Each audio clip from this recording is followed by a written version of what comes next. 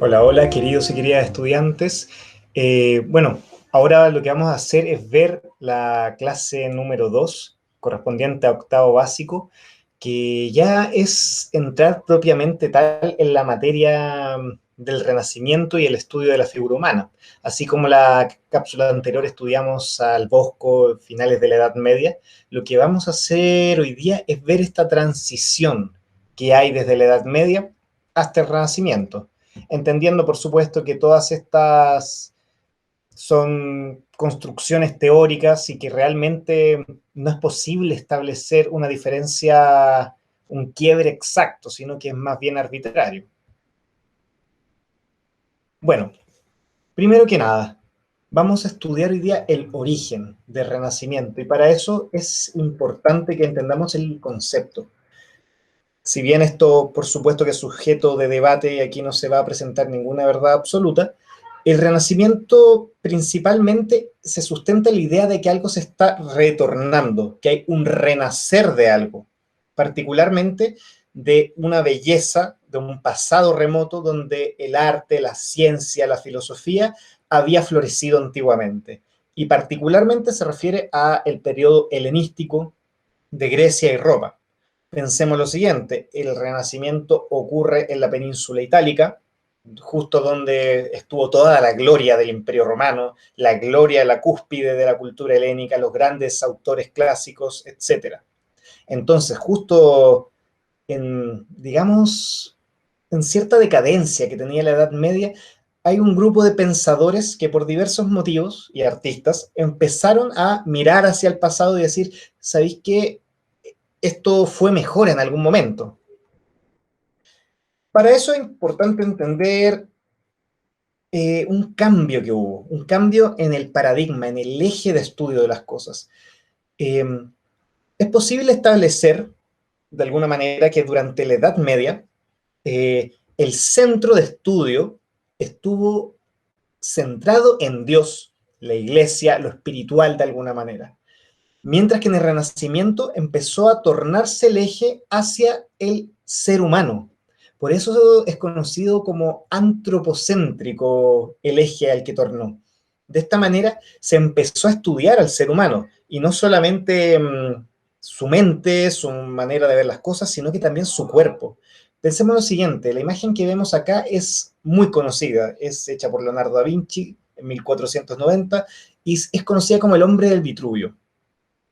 El hombre del Vitruvio es una representación del estudio que había de la figura humana. De alguna manera demostraba que estaba estudiándose el ser humano. Vamos a hacer una pequeña comparación. Pensemos que todo está inscrito en un proceso sociohistórico complejo. Y el Renacimiento marcó un quiebre, sobre todo en términos artísticos, en cómo se representaba la figura humana. Si vemos aquí lo que se ve un poquito con una marca de agua en el fondo, es un tapete medieval. Si no me equivoco, debe ser del 1200, del año 1000, donde se puede ver que la figura humana está representada de una manera, primero, muy sencilla, segundo, no muy realista, y que tercero, no implicó un gran estudio de la figura humana. O sea, no hay una gran representación de las manos, los cuellos son como alargados, es posible ver ciertas desproporciones, porque lo importante no era la realidad en esta época, sino en este caso era aparentemente la representación de una coronación y el centro siempre estaba en Dios, no en el ser humano. Bueno, y bueno, este incluso un poquito anterior al Bosco. Este artista que marcó una transición importante en Italia, eh, conocido como Giotto di Bodone, eh, de ahí sacaron la marca de los lápices para que se hagan una idea, es uno de los artistas que preparó el terreno de alguna manera para que los demás siguieran avanzando y que tomaran como la posta, como este testigo de mejorar, de avanzar en la representación de la figura humana, del paisaje y todo eso. Entonces yo les voy a mostrar un par de obras del Giotto. Y pensemos que Giotto, como todos los artistas de la época, se inscribía en un contexto sumamente religioso, súper católico. Entonces, en general, van a haber representaciones católicas. Sin embargo, él ya empieza a representar de alguna manera como cierta profundidad.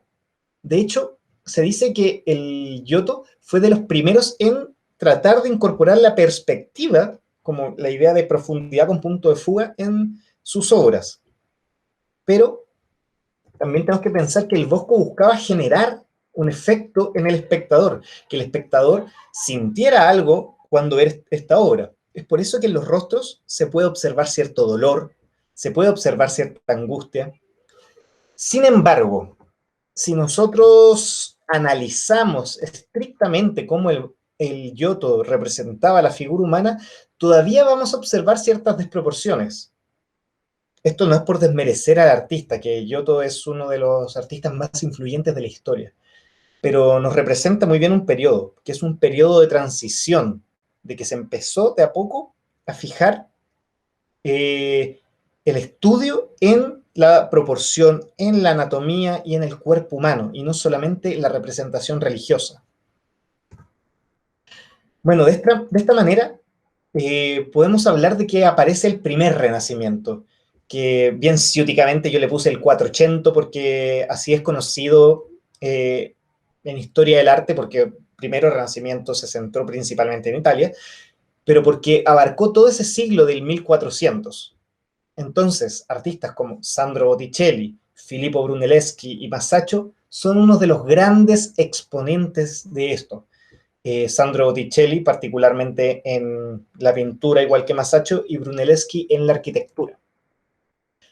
¿Por qué agarro a Masaccio, que es un artista que primero vivió muy poco, pero sin embargo hizo una obra muy, muy influyente? Si nos fijamos en esta obra, vamos a ver cómo empieza a aparecer la profundidad con punto de fuga. Como vemos en la imagen de la izquierda, ya empieza directamente a juntarse todo aquí como en los pies de Cristo, todas estas líneas, para representar la profundidad. Digamos que esto era el equivalente a ver algo en 3D, 4D, en mega resolución en la época, como que la gente incluso se podía asustar cuando veía esto, esta ilusión de profundidad. Además, si nos fijamos en Cristo, hay una representación mucho más acabada de lo que es la figura humana. De hecho, vamos a ver un pequeño video para que vean esto en 3 dimensiones, para que vean lo sorprendente que es. The first painter to fully utilize Brunelleschi's theories of perspective and apply them with astonishing effect was Masaccio. On a wall in a church in Florence, Masaccio created a three-dimensional illusion unlike any the world had ever seen. This extraordinary work, called the Trinity, finished about 1427, was the first known painting to demonstrate true linear perspective.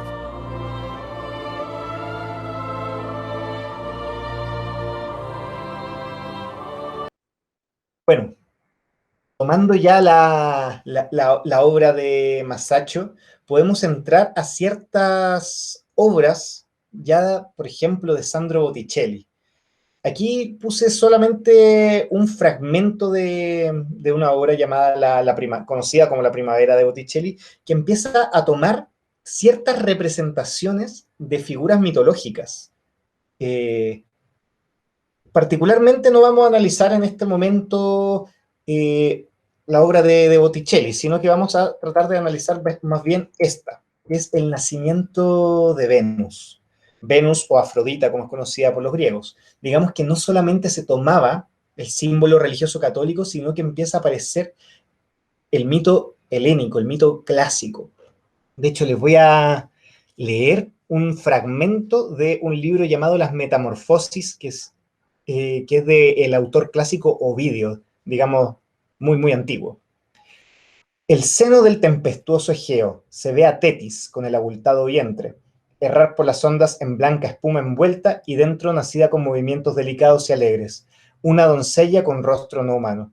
De los céfiros, lascivo se empujaba hasta la orilla, gira sobre una concha y parece que el cielo goza con ello. La diosa aprieta con la diestra la cabellera y con la otra el dulce pomo recubre. De 3 ninfas en el seno fue acogida y el estrellado vestido envuelta. De alguna manera, aquí está el vestido, esa concha de mar, está la Venus del abultado vientre, o sea, una pequeña representación de las ninfas. sale el océano, este mar Egeo. Digamos que el autor lo que hace es tomar directamente el mito del origen de Venus. Una cosa bellísima.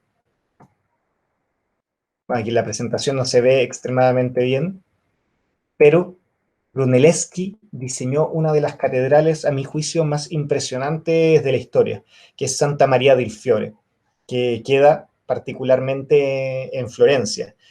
Brunelleschi lo que hacía era ir a estudiar las ruinas romanas y decía, tenemos que rescatar estas ideas de nuestros antiguos maestros para poder representarlas y utilizarlas en nuestras obras modernas. Digamos que catedrales como esta tienen mucho, una influencia grande del gótico, de la arquitectura medieval. Sin embargo, empieza a tener su impronta moderna. Toma este tema de las cúpulas, el tema del arco ojival, toma, por ejemplo, las columnas, y empieza a combinarse la construcción gótica, la construcción medieval, con una construcción clásica, cosa que es muy, muy interesante. Filippo Brunelleschi es uno de los grandes arquitectos de la historia. Bueno, pero pasando nuevamente al tema de cómo se estudia la figura humana.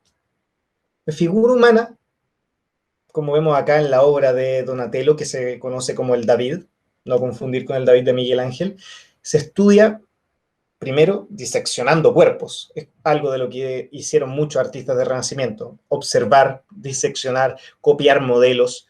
Y sobre todo, aquí, para que se hagan una idea, es la primera representación de un desnudo masculino en muchísimo tiempo, porque durante la Edad Media eso estaba absolutamente prohibido. Entonces vemos cómo Donatello observó probablemente aquí el cuerpo de un joven y lo representó de una manera bastante precisa, lo cual quiere decir que lo estudió, no solamente que se lanzó a hacerlo, habla de una capacidad de observación, cosa que también se ve, por ejemplo, en las manos de esta María penitente de Donatello, en esta expresión también del rostro. Digamos que la representación de la figura humana es una cosa que evolucionó muchísimo. Bueno, pasando a la actividad. Como estamos estudiando figura humana, vamos a partir de la base. Vamos a partir desde los huesos y desde los huesos de la cara. Para eso yo les voy a proponer un método que consiste en estos 6 pasos, que los van a ver con detalle en el video que les voy a mostrar a continuación. Así que presten mucha atención y voy a repetir los pasos.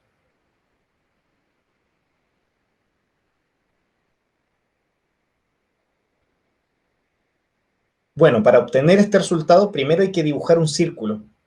Dividir el círculo en una mitad vertical y horizontal. Luego dibujar este espacio inferior de la mandíbula. Luego empiezan a dibujar los rasgos principales, como la cuenca de los ojos, este huesito que sostiene la parte de arriba de los dientes, los detalles de la mandíbula, los pómulos, la parte de arriba del cráneo. Luego vamos corrigiendo ciertas desproporciones, todo esto sobre el mismo dibujo. Y al final, hacen luces y sombras. La idea de esto es que lo vayan haciendo, como se ve en el video, con distintos colores. Partamos con colores claritos, por ejemplo, un amarillo, un naranjo, sigamos con un rojo, sigamos con un café y terminemos con negro o algo así. La idea es que corrijamos sobre esto porque esto nos permite desarrollar la habilidad de que nuestro ojo se dé cuenta qué es lo que está proporcionado y qué es lo que está desproporcionado. Porque si nos ponemos a borrar, digamos que engañamos un poco al proceso. No se preocupen si no les queda como esperan. La idea es que hagan 1, 2, 3 y probablemente el tercero o cuarto les salga excelente.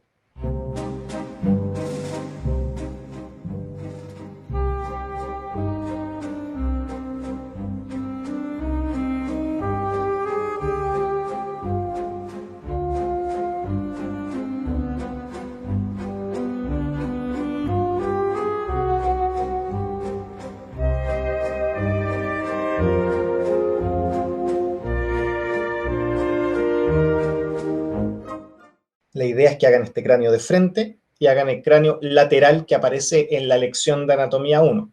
Así que, bueno, eso con el trabajo. Espero que me lo envíen lo antes posible a mi correo, que va a salir ahora escrito al final. Y muchas gracias por ver esta cápsula, que está un poco cargada de contenido, pero espero que sea de su agrado. Eso, cualquier duda me escriben. Que estén muy bien. Chao, chao.